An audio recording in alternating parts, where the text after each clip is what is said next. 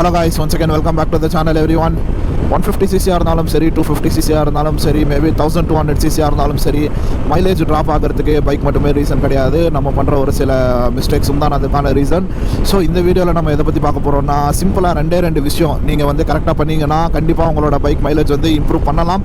Up to 5 to 7 kilometres வரைக்கும் per லிட்டருக்கு இந்த ரெண்டு விஷயம் மட்டும் நீங்கள் கரெக்டாக பண்ணீங்க அப்படின்னா உங்கள் பைக்கோட மைலேஜாக இம்ப்ரூவ் பண்ணலாம். அதுக்கு வந்து நான் கேரண்டி. இது வந்து நான் சும்மா வீடியோ எடுக்கணுன்றதுக்காக சொல்லலை. ஆல்ரெடி நம்ம டீமில் நானாக இருக்கட்டும், நம்ம Sathya bro, Majid bro, Simbu bro யாராக இருந்தாலும் இருக்கட்டும், இந்த ஐடியாவை இம்ப்ளிமெண்ட் பண்ணி அதுக்கான ரிசல்ட்டை நாங்கள் டேரெக்டாக பார்த்ததுக்கப்புறமேல் தான் நான் இந்த வீடியோவே நான் பண்ணுறேன். நம்ம சேனலில் moto vlogs, bike reviews and lifestyle vlogs, இந்த மாதிரி சில டிப்ஸ் அண்ட் ட்ரிக்ஸ் வீடியோஸ் இந்த மாதிரிலாம் நிறையா வரும். ஸோ மறக்காமல் நம்ம சேனலை சப்ஸ்கிரைப் பண்ணி வச்சுங்க.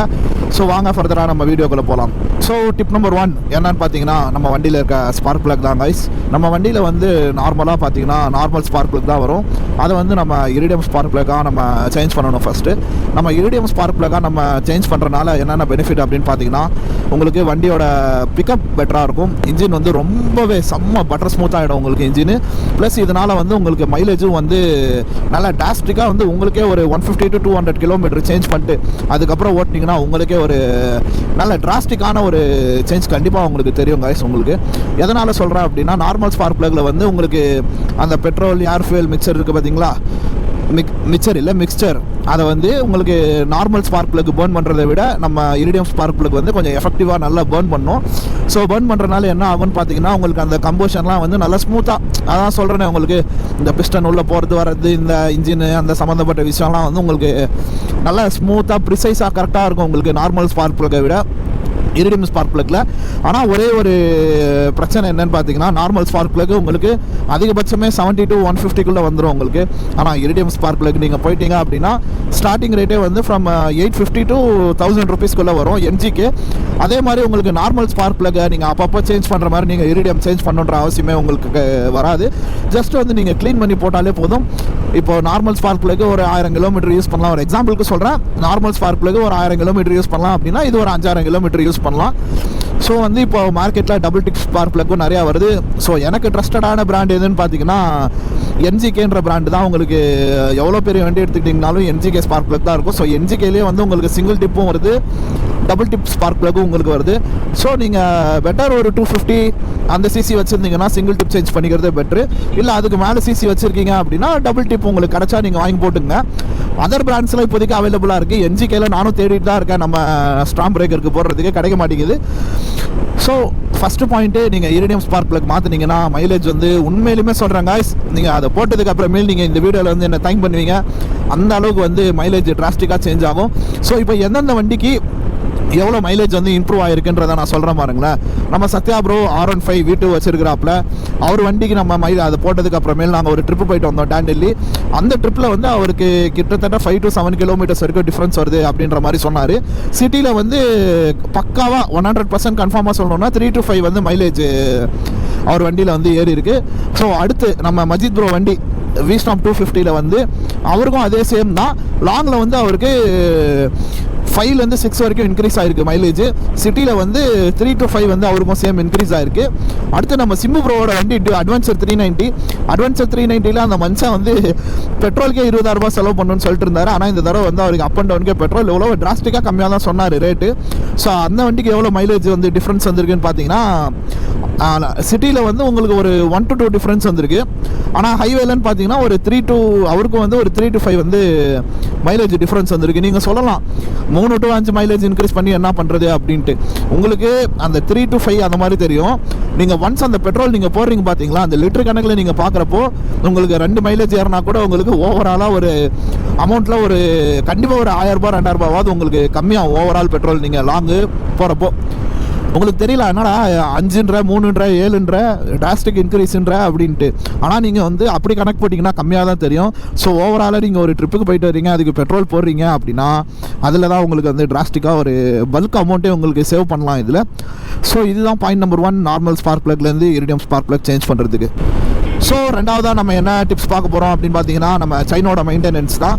எல்லாருமே இதில் தான் வந்து ஒரு பெரிய பெரிய மிஸ்டேக் நம்ம பண்ணுறோமே. சைனோட மெயின்டெனன்ஸ் வந்து நம்ம ப்ராப்பராக 500லேருந்து ஒரு 700 கிலோமீட்டர்ஸ்க்கு நம்ம ப்ராப்பராக செயினை க்ளீன் பண்ணி லூப் பண்ணி டைட் பண்ணி வைக்கிறோம். நம்ம அதுக்குன்னு ஓவர் டைட்டும் பண்ணுறக்கூடாது, ஓவர் லூஸும் பண்ணுறக்கூடாது.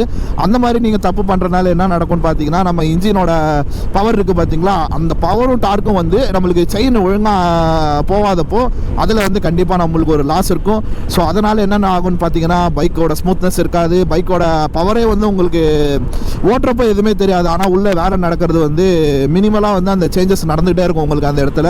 ஸோ இன்ஜினில் வந்து உங்களுக்கு சில சேஞ்சஸ் நடக்கிறனால என்ன ஆகும்னு பார்த்தீங்கன்னா இன்ஜினில் வந்து ஒழுங்காக வேலை நடக்காதனால ஆப்வியஸாக வந்து ஆட்டோமேட்டிக்காக மைலேஜ் வந்து ட்ராப் ஆகும். இன்ஜின் ஒழுங்காக வேலை செய்யாதனால உங்களுக்கு நீங்கள் இரிடியம் ஸ்பார்க் பிளக் நீங்கள் சேஞ்ச் பண்ணியும் நீங்கள் செயின் மெயின்டெனன்ஸ் கரெக்டாக பண்ணாமல் விட்டிங்கன்னா கண்டிப்பாக உங்களுக்கு மைலேஜ் கிடைக்கவே கிடைக்காது. அப்புறம் மேல் வந்து நீங்கள் என்னைய திட்டாதீங்க, இரிடியம் மாத்தினா மைலேஜ் கிடைக்கும்னு சொன்னீங்கன்னு. இரிடியம் மாத்தினா மைலேஜ் கிடைக்கும், ஆனால் வந்து நீங்கள் இன்ஜினையும் வந்து நீங்கள் ஸ்மூத்தாக ரன் பண்ணுறதுக்கு செயினை நீங்கள் எப்போவுமே நீட் அண்ட் க்ளீனாக கரெக்டாக வந்து ரொம்பவும் டைட் பண்ணாமல் அதுக்குன்னு ரொம்பவும் லூஸ் பண்ணாமல் கரெக்டான ஒரு ப்ராப்பரான ஃபிட்டிங்கில் வச்சுருந்தீங்க அப்படின்னா உங்கள் பைக்கில் வந்து பவரும் லேக் ஆகாது, இன்ஜினும் வந்து கொஞ்சம் நல்லா ஸ்மூத்தாக ரன் ஆகும், ஸ்ட்ரெஸ் இல்லாமல். ஸோ வந்து இந்த ஃபஸ்ட்டு 2 விஷயம் இரிடியம் ஸ்பார்க் பிளக்கும் சரி செயின் மெயின்டெனன்ஸும் சரி, இது ரெண்டத்தை மட்டுமே நீங்கள் கரெக்டாக நீங்கள் பர்ஃபெக்டாக நீங்கள் மெயின்டைன் பண்ணிங்கனாலே உங்களுக்கு மைலேஜ் வந்து கண்டிப்பாக பெரிய வண்டிங்களாக இருந்தால் 3 to 5 கிலோமீட்டர்ஸ், 150 to 250 சிசியாக இருந்துச்சுன்னா 5 to 7 கிலோமீட்டர்ஸ் வரைக்குமே மைலேஜ் கண்டிப்பாக இன்க்ரீஸ் ஆகும். இதுக்கு நான் வந்து 100% கேரண்டி கைஸ் இதுக்கு. ஸோ ஃபஸ்ட்டு டிப்ஸை ஃபாலோ பண்ணியிருப்பீங்க, இதை ஃபாலோ பண்ணாலே போதும், கண்டிப்பாக பைக் மைலேஜ் வந்து உங்களுக்கு இன்க்ரீஸ் ஆகும். ஸோ அதே மாதிரி நீங்கள் வந்து இதை 2 சேஞ்ச் பண்ணிட்டு சர்வீஸ் இன்டர்வெல்லாம் நீங்கள் கரெக்டாக பண்ணாமல் இருந்தீங்கன்னா கண்டிப்பாக மைலேஜ் அண்டு இன்ஜினுக்கும் அது பிரச்சனை தான். கண்டிப்பாக மைலேஜ் அடி வாங்கும், இன்ஜின் அடி வாங்கும். ஸோ வந்து உங்களோட சர்வீஸ் இன்டர்வலை வந்து ப்ராப்பராக மெயின்டைன் பண்ணிங்க. இன்ஜின் ஆயில், ஏர் ஃபில்ட்ரு, ஆயில் ஃபில்ட்ரு இதெல்லாம் வந்து கரெக்டாக சேஞ்ச் பண்ணிங்க. ஸோ ஜென்ரல் மெயின்டெனன்ஸ்லாம் என்னென்ன பண்ணணும் அப்படின்றத வந்து நான் செப்பரேட்டாக நான் ஒரு வீடியோ போடுறேன். ஏன்னா அதில் வந்து ரொம்ப முக்கியமான விஷயங்கள்லாம் நிறைய பேச வேண்டியது இருக்குது, உங்களுக்கு தெரியாமல் கூட இருக்கலாம் அந்த விஷயங்கள்லாம். ஸோ அதை நெக்ஸ்ட் வீடியோவில் வந்து பேசுகிறேன். ஸோ நம்ம சேனலை மறக்காமல் சப்ஸ்கிரைப் பண்ணி வச்சுங்க. ஸோ இந்த 2 விஷயத்தை நீங்கள் கரெக்டாக பண்ணிங்கனாலே உங்களுக்கு மைலேஜ் வந்து கண்டிப்பாக இன்க்ரீஸ் ஆகும். ஸோ இதில் வந்து 3ஆவதாக ஒரு ஸ்டெப் இருக்குது, அந்த ஸ்டெப் வந்து ஆப்ஷனல் தான், நீங்கள் யூஸ் பண்ணலாம். ஆனால் இதனால் வந்து உங்களுக்கு மேபி 5 to 10 கூட உங்களுக்கு மைலேஜ் டிஃப்ரென்ஸ் வரலாம். ஸோ இப்போது இந்த ஃபியூவல் அடிட்டிவ் அப்புறம் இந்த பவர் ட்ரானிக்ஸ் அந்த மாதிரி வந்து ஆஃப்டர் மார்க்கெட்டில் நிறைய விஷயங்கள் வருது. அதில் ஒன் ஆஃப் த மேட்டர் தான் வந்து ஃபியூவல் எக்ஸு. ஃபியூவல் எக்ஸ்னால என்ன வருதுன்னு பார்த்தீங்கன்னா நம்மளுக்கு நம்ம வண்டிக்கு தேவைப்படுற ஃபியூவலை வந்து கால்குலேட் பண்ணுறதுக்குன்றதுக்காக நம்ம ECUவில் எல்லாமே ப்ராப்பராக அந்த மேப்பிங் அதெல்லாம் வந்து பண்ணி வச்சுருப்பாங்க, கரெக்டுங்களா? அதை வந்து இந்த ஃபியூவல் எக்ஸில் வந்து அந்த நம்ம மைலேஜ் தர மாதிரி வேணும்னா மைலேஜ் தர மாதிரி வச்சுக்கலாம். இல்லை நம்மளுக்கு பவர் வேணும், நல்லா பவர் இருக்கணும், நம்மளுக்கு மைலேஜ் 1-2 கம்மியானால் பரவாயில்ல. ஸோ அதை வந்து அந்த ECUவை கரெக்டாக பேலன்ஸ் பண்ணுறதுக்காக ஆஃப்டர் மார்க்கெட்டில் நிறைய பொருளுங்க வருது. அதில் வந்து one of the trusted brand தான் வந்து ஃபியூவல் எக்ஸு. ஸோ நம்ம ஹபிபோட வண்டியில் வந்து ஃபியூவல் எக்ஸ் நம்ம மாட்டியிருக்கோம். ஸோ அதை பற்றி வந்து நான் செப்பரேட்டாக நான் ஒரு வீடியோ போடுறேன், ஃபியூவல் எக்ஸோட ஃபங்க்ஷன் என்னென்ன அப்படின்னு சொல்லிட்டு. நம்ம ஹபிப் வண்டியில் இரிடியம் ஸ்பார்க் பிளக்கும் இருக்குது, ப்ளஸ்ஸு செயின் மெயின்டெனன்ஸும் ப்ராப்பராக பண்ணியிருக்கான் அவன், ப்ளஸ் ஃபியூவல் எக்ஸும் அவன் வண்டியில் இருக்குது. ஸோ அவன் வண்டியில் வந்து கண்டிப்பாக மைலேஜ் வந்து ஒரு 5 to 10 வந்து டிஃப்ரென்ஸ் வருது. ஆனால் அதோட மார்க்கெட் ப்ரைஸ் என்னன்னு பார்த்தீங்கன்னா ஃபியூவல் எக்ஸ் நீங்கள் ப்ரோ ப்ளஸ்ன்னு ஒன்று வருது, ஹை வேரியண்ட்டு, அதை வாங்கி போட்டால் ஒரு 13,000 14,000 ரூபாய் வரும் உங்களுக்கு. ஸோ உங்கள்கிட்ட காசு இருக்குது அப்படின்னா நீங்கள் ஃபியூவல் எக்ஸ் ட்ரை பண்ணலாம். ஒரு 150cc ஆர் 250ccக்கு ஃபியூவல் எக்ஸ் தேவையா அப்படின்னு பார்த்தீங்கன்னா என்னோட பர்சனல் வியூ வந்து தேவை இல்லை தான். ஏன்னா ஆல்ரெடி வந்து ஒரு குட் மைலேஜ் இருக்கும். நீங்கள் வந்து கரெக்டான செயின் மெயின்டெனன்ஸோ இரிடியம் ஸ்பார்க் பிளக் சேஞ்ச் பண்ணி ஏர் ஃபில்டரோ ஆஃப்டர் மார்க்கெட்லாம் போடாமல் ஒரு நல்ல ஏர் ஃபில்டராக நீங்கள் போட்டு அதான் ப்ராப்பராக நீங்கள் எல்லாமே கரெக்டாக மெயின்டைன் பண்ணிங்கனாலே உங்களுக்கு போதுமானது. ஃபியூவல் எக்ஸ் தேவையில்லை. ஒரு 650cc அந்த மாதிரி வச்சுருக்காங்க பார்த்தீங்களா, அவங்க வேணால் வந்து ஃபியூவல் எக்ஸ் ட்ரை பண்ணலாம். ஸோ இல்லை 150cc 250ccக்கு போடக்கூடாதுங்களாம், இல்லை போடலாம். அது வந்து அப்பான் யுவர் டெசிஷன் காய்ஸ், அதில் நம்ம ஒன்றும் சொல்கிறதுக்கு இல்லை. ஸோ இந்த ஃபஸ்ட்டு சொன்ன 2 டிப்பை நீங்கள் கரெக்டாக ஃபாலோ பண்ணீங்க அப்படின்னாலே கண்டிப்பாக டாஸ்டிக்காக உங்கள் மைலேஜ் வந்து சேஞ்ச் ஆகும், அதுக்கு நான் கேரண்டி. ஸோ காய்ஸ் இந்த வீடியோ உங்களுக்கு பிடிச்சிருந்தா மறக்காமல் நம்ம சேனலை சப்ஸ்கிரைப் பண்ணி பக்கத்தில் இருக்க பெல் ஐக்கானை டப்புன்னு அமுத்தி விட்ருங்க. நம்ம வீடியோவுக்கு தொடர்ந்து சப்போர்ட் பண்ண எல்லா நல்ல உள்ளவங்களுக்கும் நன்றி. இதுக்கப்புறமேலும் இன்னொன்று நம்மளுக்கு சப்போர்ட்டை அள்ளி கொடுங்க காய்ஸ். ஸோ இத்துடன் வீடியோ முடித்துக் கொள்கிறேன். நன்றி, bye bye, take care, have a nice day guys.